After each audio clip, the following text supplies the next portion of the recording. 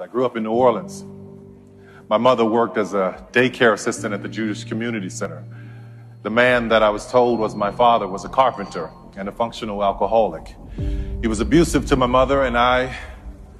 Not more than a baby herself, when she married this man, she tried her best to protect me from him. But with no life skills of her own, she did what she knew how to do. Friday was payday for him, so he would come home happy, but that was short-lived.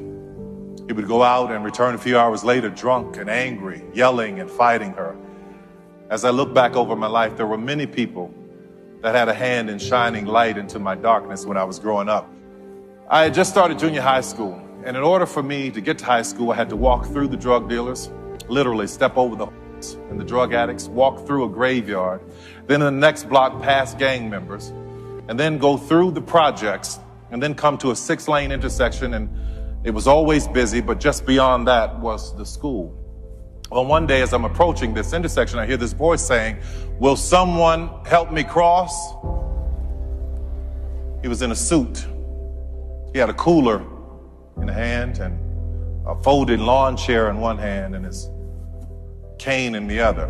"Will someone help me cross?" he said. People kept ignoring him, walking past him with their busy lives. We were poor, but we were busy. I don't know why poor people are so busy. I said, "I'll help you," in my 13-year-old changing voice. He said, "Well, thank you, son. May I have your shoulder?" I said, "Yes, sir." He said, "Don't trick me now." I said, "No, sir, I won't." We crossed the street. I asked him where he was going. He told me that he was going to my school to sell praline candies to the kids. So I helped him to the school, and he said thank you, and he told me that God would bless me for my kindness. He and I became friends. We took that walk every day.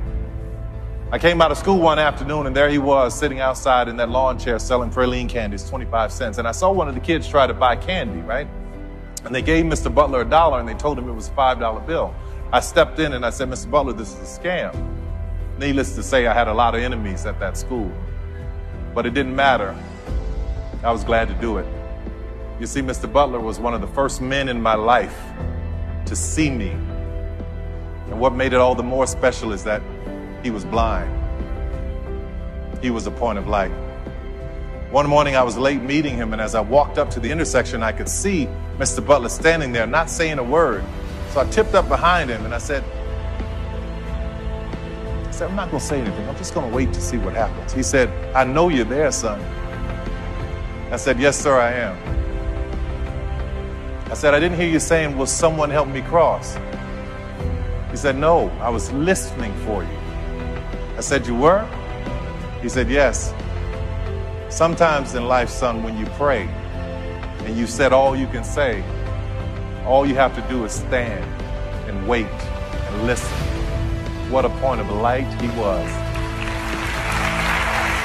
There are many people in this world that are wanting, waiting, saying, asking, begging, hoping. Will someone help me cross?